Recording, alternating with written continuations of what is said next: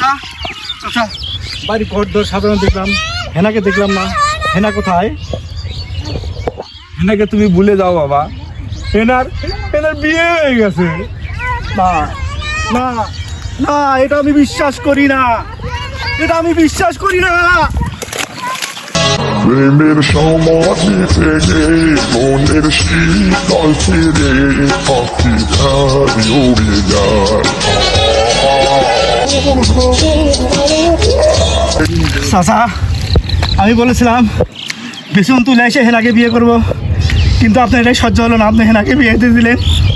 কি করবো বাবা কও, এনার দেশে পোহা উঠছিল না, এজন্য আগে বিয়ে দিয়ে দিছি।